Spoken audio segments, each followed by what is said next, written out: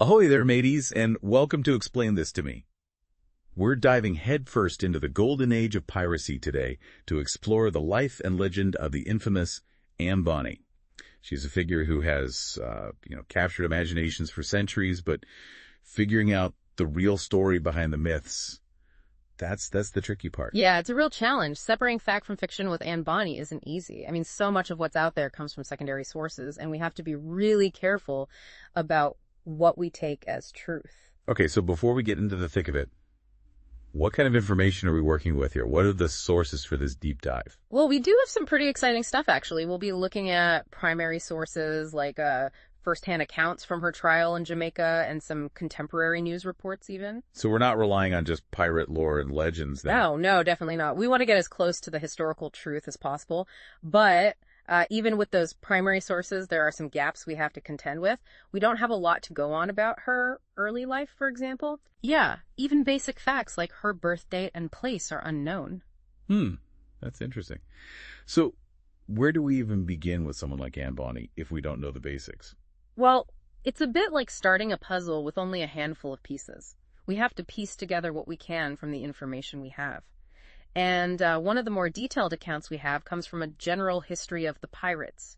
It was published just a few years after her disappearance. But hold on, you just said we weren't relying on just stories and legends. And no, we're not. But this book, even though its accuracy is questionable, it was incredibly influential in shaping Anne Bonny's image. So it's important to consider. Okay, I see. So it's not just about whether the details are true, but about how they contribute to her legend. Exactly. This book claims she was born in Ireland, the illegitimate daughter of an attorney and his servant. It even goes as far as to say she was raised as a boy and eventually made her way to the Carolinas. Secret identities and cross-dressing. That already sounds like something straight out of a pirate movie. Right, it does have a certain dramatic flair, doesn't it? But the problem is there's very little evidence to back up these claims. So we have to take it with a grain of salt then. A big one. No primary sources mention her age or origin, and her name doesn't appear in any colonial records until 1720. That's when she pops up in connection with the pirate John Calico Jack Rackham in Nassau, Bahamas. Ah, so this is where she really enters the historical stage, so to speak. Yes, and it's where the verifiable details start to emerge. She's linked with Rackham's crew, and another fascinating woman enters the picture, Mary Read. 2 women pirates. This is getting good. It is. Both Bonny and Read joined Rackham's crew and actively participated in piracy, attacking merchant ships throughout the West Indies. They even stole a sloop called the William. Now, this can't have been common for women in the 18th century. Weren't they supposed to be, proper ladies sipping tea and all that? Yeah. Right. Exactly. Which makes it even more incredible. It really says something about their character and their determination to break free from those societal expectations. To really understand just how audacious their actions were, you have to think about the context of the time. Okay, paint me a picture of the world they were living in. Okay, well, imagine a society where women's roles were strictly defined. Wife, mother, homemaker. Their lives were largely confined to the domestic sphere, and their legal rights were severely limited. So for them to be sailing the high seas and plundering ships, it was a complete rejection of everything expected of them. Exactly. And they weren't just passive passengers, they were active participants in the pirate life. We even have a governor's proclamation from the time that lists both Bonny and Read as wanted pirates. Wow, so they were making quite a name for themselves. They were. And the details from their trial in Jamaica offer some intriguing glimpses into their personalities. There's an eyewitness account from a woman named Dorothy Thomas. She describes seeing both women on deck during a raid. So they weren't even trying to hide the fact that they were women. Apparently not. Thomas described them wearing men's clothing, wielding machetes and pistols, and even cursing and swearing at the men to fight harder. That's incredible. They sound like real badasses. Yeah. But if they were so open about their identities, how did they manage to join a pirate crew in the first place? That's a great question. While the historical record doesn't explicitly state how they joined Rackham's crew, it's likely they initially disguised themselves as men. Yeah, that makes sense. It would have been a lot harder to get their foot in the door, so to speak, if they were upfront about being women. Precisely. And once they'd proven their worth, maybe they felt less pressure to conceal their true selves. So what was their relationship like with the rest of the crew? It's hard to say for sure. But Dorothy Thomas's account suggests that they were respected or at least feared by their fellow pirates. She specifically noted that she knew they were women from the largeness of their breasts, implying that their gender was an open secret among the crew. That's quite a detail to remember from a pirate attack. It does make you wonder about the dynamics on board that ship, but sadly, their time as free pirates was coming to an end. In October 1720, their ship was attacked by Captain Jonathan Barnett. He was working for the governor of Jamaica. And this is where things take a turn for the worse, right? Yes. Rackham and his crew were captured and taken to Jamaica to stand trial. What about Bonny and Reed? Were they treated any differently because they were women? They were tried separately from Rackham, but they ultimately faced the same charges: piracy. Rackham's trial was swift, and he was executed just 2 days after being found guilty. Bonny and Reed's trial took place a few weeks later. I'm guessing their trial didn't go any better than Rackham's. You're right. They were both quickly found guilty and sentenced to death by hanging. So this is the tragic end of their story. Well, not quite. There's a twist. Both Bonny and Reed pleaded their bellies, claiming to be pregnant. Wait, they were pregnant? So they were romantically involved with someone on the crew? That's another mystery. The trial transcripts don't offer any details about the fathers of their children, and the general history only speculates about a possible romantic connection between Bonny and Rackham. So even at this critical point in their lives, they managed to maintain some level of mystery. Absolutely. And it makes their story even more intriguing. But getting back to their pregnancy, please. Right, so they claimed to be pregnant. Was that a common legal strategy at the time? It was. A pregnant woman couldn't be executed until after she'd given birth. It was meant to protect the life of the unborn child. So it was a clever way to buy themselves some time. But did it work? That's where things get even more complicated. We know that Mary Reed died in prison in April 1721, possibly due to complications from childbirth or maybe some other illness. But there's no record of her child, and her death certificate simply lists fever as the cause. Wow, so even in death, she remains a bit of an enigma. But what about Anne Bonny? What happened to her? That's the million-dollar question, and one that historians are still trying to answer.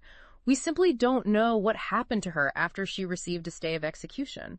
There are no records of her release, no mentions of her giving birth, and no further legal documents that mention her name. So she just vanishes from history? It's almost like she sailed off into the sunset and disappeared into legend. It really is, and that's what makes her story so captivating. Yeah. It's a story that's full of gaps and unanswered questions, and it invites us to speculate, to imagine what might have been. Yeah, it's like she just slipped back into that realm of myth and speculation that we were talking about with her early life.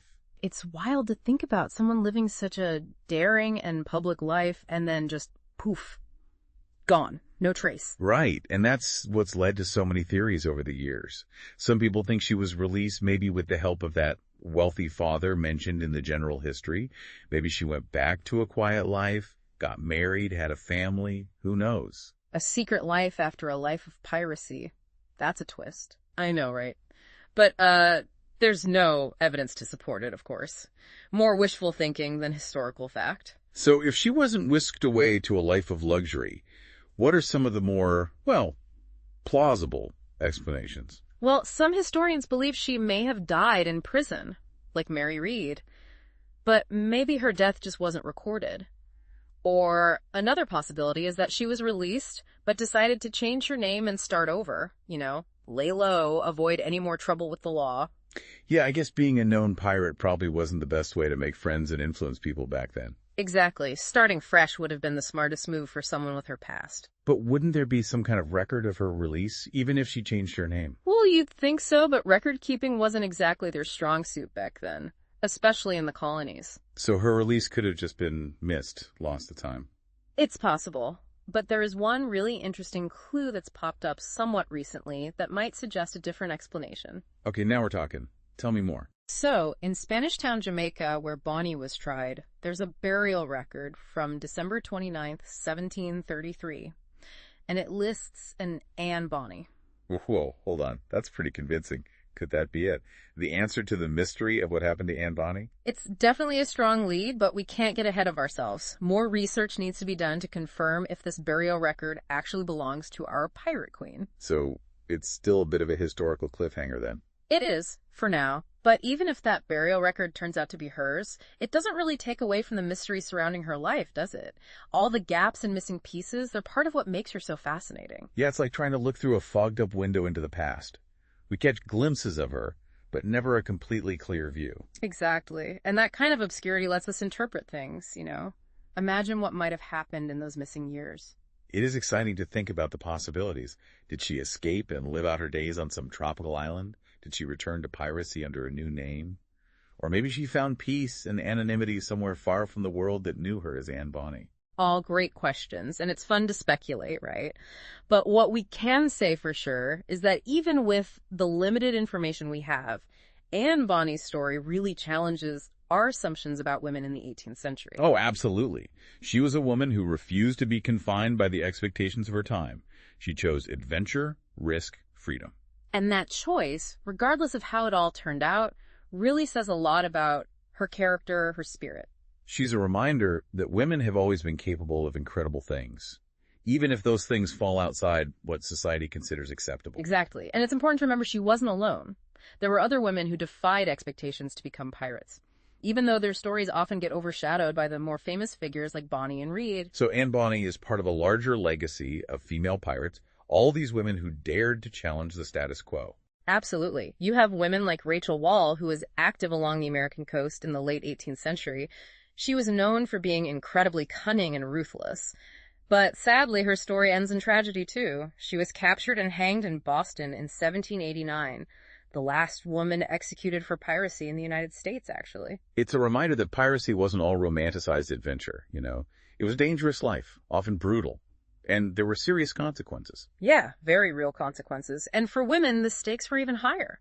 They didn't just face the inherent risks of piracy, but also the dangers of societal judgment and prejudice. But even with those risks, these women chose to live life on their own terms, defied expectations, and carved out their own paths, even if those paths led them outside the law. Their stories are testaments to their courage, their resilience, and their absolute willingness to challenge the norms. And they're still inspiring us today, right? Reminding us that there's always room to break free from expectations and pursue our own passions, whatever those may be. Couldn't agree more. Their legacy, I think, reminds us to question the narratives we're given, to look beyond the surface, and to celebrate the individuals who dared to be different. And speaking of challenging narratives, let's talk about how Anne Bonny has been portrayed in pop culture.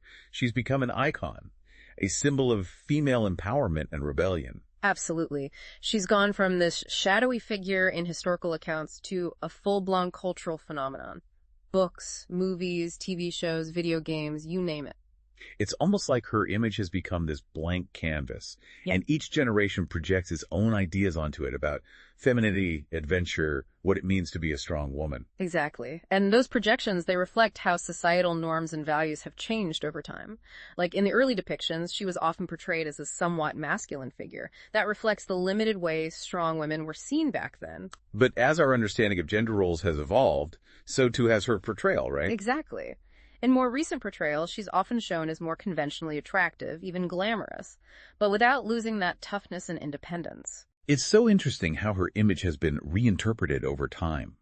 It reflects how our understanding of female strength and agency has changed. And it speaks to how powerful her story is, how it continues to resonate with audiences even centuries after she lived. But it's not just her individual story that captures our imagination, is it? It's her connection with Mary Read, too. Oh, for sure. Their partnership has almost become legendary.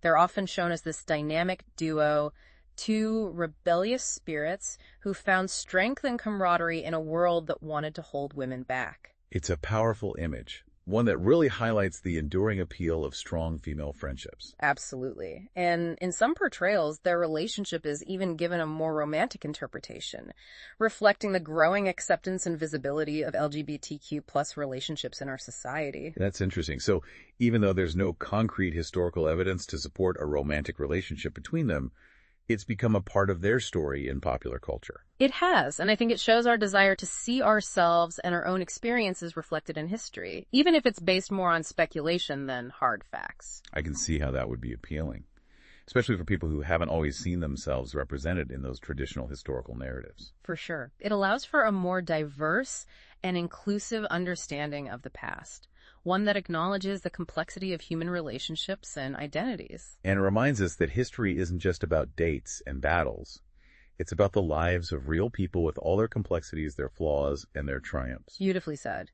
It's about finding those human connections, those threads of empathy that bind us across time and circumstance. So let's talk about some specific examples of how Anne Bonny has been brought to life in pop culture. What are some of the portrayals that stand out to you? Oh, there's so many to choose from. Novels, plays, movies, TV shows, video games, even operas. It's amazing how much her story has inspired creative minds. Okay, well, let's try to narrow it down. If you had to pick one portrayal that you feel really gets to the heart of Anne Bonny, which would it be? That's a tough one. But for me, I think it would have to be her portrayal in the Starz TV series Black Sails. I've heard great things about that show. It's actually a prequel to Robert Louis Stevenson's Treasure Island, and it offers this really gritty, realistic, often brutal look at pirate life in the Bahamas in the early 18th century. And how does the show portray Bonny?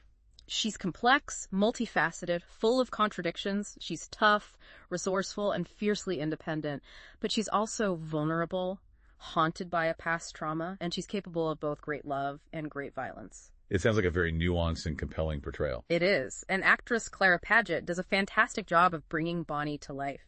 You can really see her strength, her vulnerability, her unwavering determination to survive in a world that's constantly trying to break her. You know, it's interesting that you highlight her vulnerability because I feel like so often strong female characters are depicted as almost invincible, without any weakness. But it sounds like Black Sails takes a different approach. It does, and I think that's what makes it so compelling. She's not a superhero, she's a human being, with flaws and fears and desires, and her struggles, her triumphs, her ultimate fate, it all resonates with viewers on a really emotional level. It's a good reminder that even the most legendary figures are ultimately human, with all the complexities and contradictions that come with that. Absolutely. And by recognizing their humanity, we can connect with them on a deeper level and gain a more nuanced understanding of their stories and their legacies. Well said. It sounds like Black Sails offers a fresh and insightful take on Anne Bonny's story. Definitely adding it to my watch list. I highly recommend it. It's entertaining and thought-provoking. And it gives you this incredible glimpse into a world that's both fascinating and brutal. And it definitely makes you think about how we view history, gender, and the power of storytelling. You know, it's amazing to me how Anne Bonny's story still resonates with us today. Centuries later, people are still fascinated by her. Why do you think that is? That's a good question. I think it's a few things, really. You have the whole allure of the pirate world, right? The adventure, the danger, the freedom. People love that. Yeah, it's like this glimpse into a world where the rules are different, where anything is possible. Exactly. And then you have Anne Bonny herself, a woman who broke all the rules, who decided she was going to live life on her own terms in a time when women had so few choices. A symbol of rebellion, breaking free from expectations. That's powerful, and I think that's something that speaks to people across time and cultures. Absolutely. And don't forget the mystery, all the gaps in her story, the unanswered questions. It makes you want to fill in the blanks. Imagine what could have been. It's almost like she's a character in a choose-your-own-adventure, right? Yeah. We can each write our own ending to her story. Huh. I like that. And that's part of what keeps her so fascinating. She's become this blank canvas. We project our own hopes and dreams onto her, our own ideas about what it means to live an extraordinary life. So even though we may never know everything about Anne Bonny's life, her story still inspires us to think differently, to challenge conventions, to embrace the unknown. Couldn't have said it better myself. That's the real takeaway here. It's not about finding all the answers. It's about asking the right questions and realizing there's always more to discover. Well said. So for anyone listening who's interested in learning more about Anne Bonny and the wider world of piracy, where should they go? What are some good resources? Well, there's a ton of great stuff out there, both online and in libraries. I'd say start with some of the reputable historical accounts of piracy in the Caribbean during the Golden Age. There are also some really good biographies of Anne Bonny and Mary Read. They go deeper into their lives and the historical context of their exploits. And of course, there's always pirate fiction. Oh, for sure. Tons of novels, movies, TV shows that bring the pirate world to life. A lot of them featuring our favorite female pirates. That's a great way to immerse yourself in the atmosphere of the time. Let your imagination run wild. Just remember to keep the critical eye out right. Separate the historical facts from the fiction. Great advice. Yeah. So as we wrap up our deep dive into the life and legacy of Anne Bonny, I want to leave you with this. Her story, even with all the mystery and unanswered questions, is a powerful reminder that history isn't just about dates and battles. It's about the lives of real people who dared to be different, who defied expectations, and who left their mark on the world. And those marks, Just like the scar of a cutlass, they can last for centuries, inspiring us to question, to imagine, and to never forget the power of human stories. Perfectly said.